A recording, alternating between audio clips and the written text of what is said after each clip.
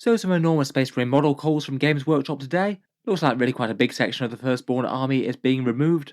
Classics such as Land Speeders, Bite Squads and Assault Marines all going out of production, and in a lot of cases their rules going to Legends.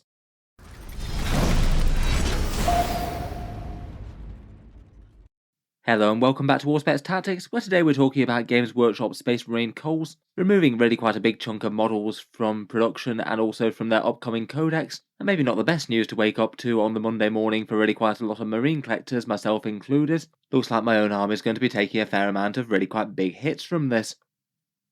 A couple of months back I made a video entitled Games Workshop's Plan to Phase Out Firstborn, just talking about a few trends in Games Workshop's model releases, plus a few answers to their interview questions at their Warhammer Fest previews, where basically Games Workshop kind of revealed their strategy as to how they'd eventually be phasing out their Firstborn range and replacing things with Primaris. We had seen a few hints of this over the past couple of years or so with things like their range rotation and some of the older characters going out of production, some things getting replaced, and a few direct analogues of older Firstborn things being made in Primaris things, though usually they didn't out and out replace the units. In 10th edition though, it looks like this is all stepping up really quite a big gear. Apparently their strategy for Firstborn kits is they will get sent to Legends if they're either very old, they don't really fit the contemporary 40k setting for whatever reason, or kits aren't selling very well. In early 10th already, we've seen that they are happy to replace Firstborn with Primaris directly, say for example the new Sternguard models, though in general I'd say that's maybe not quite as painful if they're still keeping the unit around, albeit in a slightly different form, as opposed to just removing a whole bunch of kits wholesale, and they have confirmed that a whole bunch of these won't be getting direct replacements or anything. Today the big news is that really quite a lot of classic plastic kits are going out of production, and there's some really quite key stuff to the Space Marine army on this list, things like Assault Marines, Bite Squads, Land Speeders, Scouts, the Company Command Squad, a few slightly more niche vehicles like the Hunter and Stalker and the Ironclad Dreadnought, the Thunderfire Cannon, and a couple of characters. This is by far a bigger Firstborn phase out than they've had in the past. We've had things where directly replaced units have been phased out, things like them announcing that the older Terminator squad or the older Sternguard squad are going away, or phasing out the old Dreadnoughts but basically keeping it around because they still had the Venerable one. But we've not really seen this sort of model removal before. Some of these perhaps are quite surprising given that they've all had fully functional 10th edition rules made for them in the Space Marine Index. Seems like rules wise they are going to be around until the Space Marine Codex comes out, though apparently that should be sometime in early autumn, and then from there a whole bunch of these get sent to Legends. In their article they do talk about a few of them having direct equivalents, say for example running the Assault Marines as Vanguard veterans, or the Bite Squads as Outriders, but for the things that don't have close analogues they're going to make Legends rules for them, a lot of which are going to be very similar to their Index rules that the Space Marines have at the moment.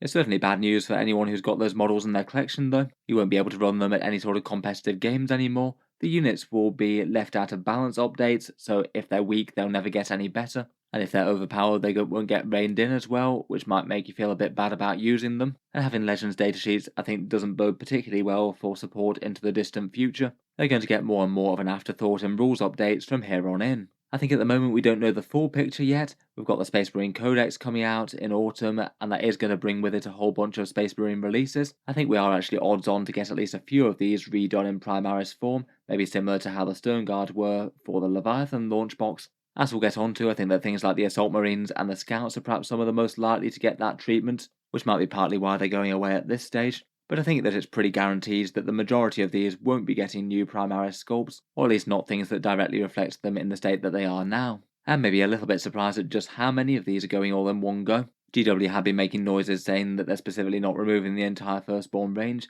highlighting things like tactical squads that will be safe for the future and sell very well. It still does seem very mixed messages though to highlight that as a thing and then remove a massive chunk of the Firstborn range in the first place, particularly as quite a lot of people will have gone out to buy these units when they got 10th edition rules, thinking that they were most likely safe for the future. I think there wasn't really much hints that these units in particular will be going away, maybe things that they already had out of production, like some of the Space Marine named characters for example, but my guess would have been that a lot of these units would have been safe for the Space Marine Codex, but it seems not as of today. It isn't the entire Firstborn range, there are still quite a lot of them left. They've got all the transports like the Rhinos and Razorbacks, they're not the Landspeeder Storm now I guess. Quite a lot of their heavy tanks, maybe some of the more iconic stuff like Whirlwinds, Vindicators, Predators and Land Raiders, and some of their infantry like Vanguard Veterans, Tactical Marines and Devastators, though I feel like the infantry and squads have maybe taken the majority of the blows this time round. Let's talk through each retired kit in turn though. First up, we've got the Assault Marines, and as mentioned, I think that there is a very good chance that we do get a Primaris equivalent of these in a similar style to the Stern Guard, though at this point it's obviously not guaranteed. The reasons for thinking that is that they're one of the major gaps in the Primaris range that they've not yet filled. We don't have any Assault Jump Infantry in their range, despite it being rather iconic for the Space Marines in general. Instead, we've got just 2 versions of ranged Jump Infantry. Plus, Primaris with jump packs have featured in a few of their Space Marine games. There's some very Primaris looking Assault Marines in the promos for Space Marine 2, and hopefully that might well be going down designs they already had kicking around. Perhaps one of the other clues that might be the case is that they've got a relatively recent plastic kit. These guys were released, I believe, alongside the new Devastator and Tactical Marines, or at least fairly close to them, and it wasn't really all that long ago. And as the Devastators and the Tactical Marines aren't getting phased out at this point, it would seem very weird for them to take down the Assault Marines in isolation if they weren't being redone or something. I certainly hope they'll get an update in any case. If they did go away, it would be a little bit disappointing given that they're perhaps one of the better assault units in the Space Marine Codex right now. I certainly think that they outcompete Vanguard veterans a bit. Having a few damage 2 weapons in the units plus that nice Hammer of Wrath rule does make them interesting for armies like Blood Angels.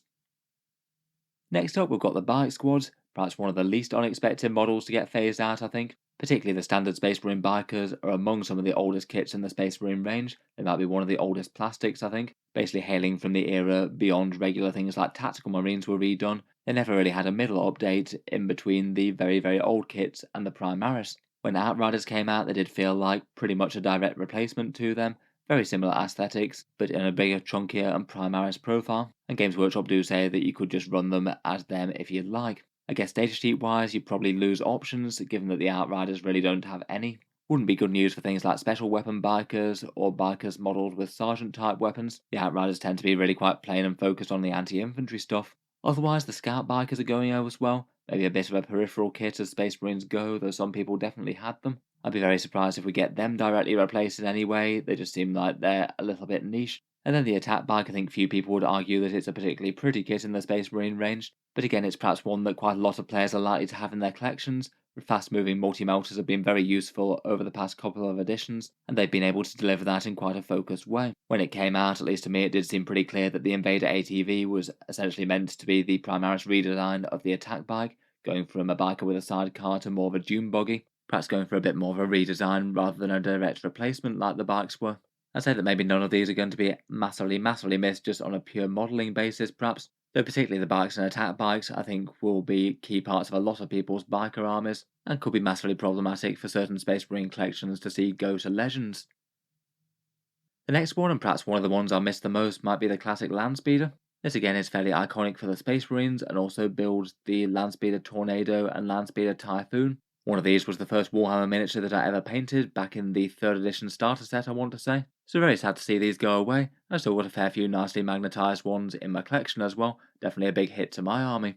Again, definitely a much older model than some of them, and I guess they have tried to update them in their own way, making these Storm Speeders. Though to me, those ones do feel really quite a lot bigger and with a different sort of theme and style. You definitely wouldn't be able to run a Land Speeder as a Storm Speeder, as they've got completely different loadouts and different sizes and things. So again, it does really feel like a kit that hasn't really been directly replaced quite so much. The Landspeeder Storm is also going away as well, I suppose alongside the Scout Bikers and the regular Scout kits. Again, as the Space Marine range goes, I'd rate this one as a bit more of a peripheral kit, rarely the first kit that people choose to jump in with in the range, but they have been pretty useful in game over the past edition or so, really quite cheap objective grabbers with Scouts in them. Quite nice to have Space Marines that move quite so fast and are quite low investment. I did quite like the way that you could get this thing and basically make yourself an entire extra Scout squad out of the extra bits. That was quite a nice touch.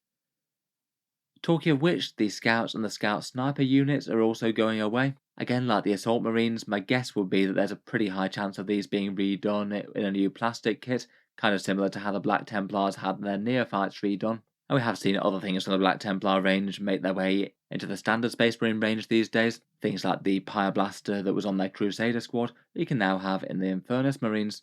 Again, both of these have been around really quite a while. I think people were maybe a little bit lukewarm to a few of the sculpts on these, with the sort of blocky heads that the regular Scout squad had at least. I did think that the Scout Snipers looked pretty cool. For 10th edition in particular, I can't help but think that the Scout Snipers might have been a popular kit for people to pick up. They did get a lot better in this new edition, both getting an extra wound, so being a little bit more survivable, having sniper rifles that are damaged too, and not being able to be shot outside of 12 inches were all really quite big advantages. Can't help but think that people aren't going to be too impressed if they've gone out and bought one of these, and then all of a sudden Games Workshop has just declared them defunct. Hopefully they do make some replacements for these. Whether or not they have two different kits with completely different loadouts is a bit more of a question though. I'd just perhaps be a little bit surprised to see them dedicating multiple releases to Space Marine Scouts when there's so many other things that they could go for first.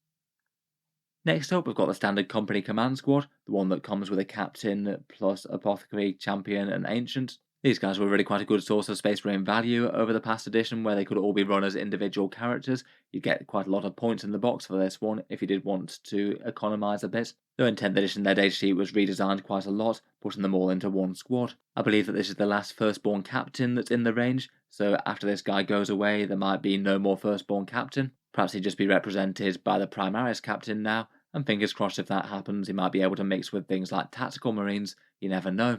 I guess you could still use the miniatures all as Primaris equivalents. The Apothecary, Ancient and Captain all look usable enough from a Primaris perspective, though of course the scaling might be a bit off if they're standing next to Intercessors and things. Next up are a couple of units that I did think that if they start to phase out any Space Marine vehicles, these guys might be some of the first choices, particularly the Hunter and Stalker, the Space Marine anti-air platform, with either the Icarus storm cannons or the single Sky Spear rocket launcher.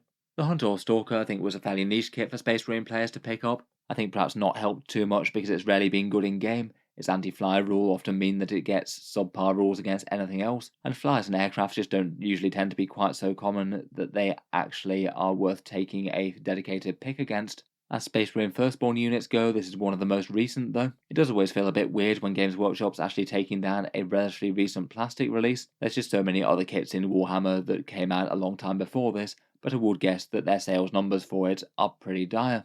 The Ironclad Dreadnought I'm sure will be missed by a whole load of people. For this one there's no real direct analogue for. The Primaris Dreadnoughts are already quite a lot bigger, and the standard Dreadnought / Venerable doesn't really come with the same armament at all. Its rules haven't been particularly strong either for most of 8th and 9th edition, but there is something just rather cool about an up-armoured Dreadnought that's built for siege warfare. Space Marines have taken quite a lot of hits to their Dreadnought range for competitive play in 40k, what with the removal of things like the Contemptors and the Leviathan from the Horus Heresy range, loss of differentiation between the Venerable and the standard Dreadnought, and now the Ironclad going away as well. Next up, the Thunderfire cannon seems to be going too. This one's maybe not too surprising that it's going out of the range, given that it's an older resin kit, one of the few resin kits still for sale for the Space Marines. I think for that reason its days were always kind of numbered. For Primaris equivalents, I feel like when they've come out with that Firestrike servo turret, I'm not sure it's so likely that they'd come out with another Tech Marine gun turret after that. But obviously that's a very different model with different direct fire purposes compared with the mini artillery piece that is the Thunderfire. It's still maybe not the first pick for ignores line of sight firepower out of 10th edition choices. Desolation Marines and Whirlwinds give it a lot of competition, though it could be kind of useful for slowing down some enemy troopers. Sounds like this one will be going to Legends though if you want to use the rules for it. Finally, we've got a couple of characters, the Librarian and the Tech Marine and Servitor retinue. Again, the Librarian I believe is the last Firstborn model that they sell out of those, so I guess it will be Primaris all the way from here on in.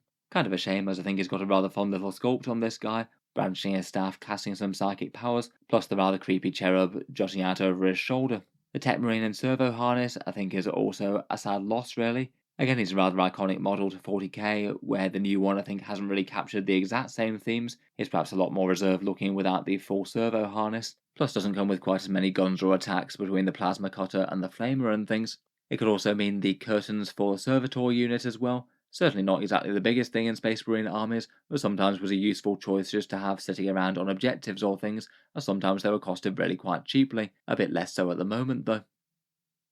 That's a lot that's removed at least for now, I suppose. Overall, I think it's going to be a sad day for many Marines players, particularly if you've got a lot of these painted up nicely in your army and then they're not going to be part of the main game. There's going to be a lot of armies out here that take some really big hits, at least in terms of proper rule support and playing in tournaments should you want to. And I'm sure a lot of people are going to be annoyed or angered by the change. The kits are apparently going up for last chance to buy, so probably best off picking up any that you can get your hands on if you do want to pick up the model right now, as it looks like it could be the last chance. I suppose there's always the possibility they might bring them back occasionally as their range rotation type things, though that is likely to be very sporadic if they ever do. As I said, hopefully at least a few of them get some replacements when the Codex rolls around. I guess the most likely for that will be the Scout Squad and the Assault Squad, though we'll wait and see. I wouldn't hold out much hope for things like the Ironclad Dreadnought, the standard sized Land Speeder, or the Hunter or Stalker. In any case, let me know what you make of the range, Cull. Look forward to hearing your thoughts down in the comments. If you'd like to keep up with Games Workshop's news and rumours like this, then feel free to subscribe to Auspex Tactics. I'll certainly keep the regular coverage coming of any changes like this, and I do tend to post new 40k videos just about every day. Finally, if you have been enjoying the videos on the channel and you'd like to help support, I would just like to mention that Auspex Tactics does have a Patreon page, and that's how I can keep videos like this coming quite so regularly, with uploads most days. If you would like to support at all, the channel's Patreon page is linked down in the video description. There are a few benefits for supporting: seeing certain videos early, regular votes to see what sort of things happen next on the channel, and automatic entry into the regular prize giveaways with a chance to win some big model kits each month. If any of that sounds good to you, or you'd just like to help support, the link is down in the video description. In any case, a massive thank you for listening, and I'll hope to see you guys next time.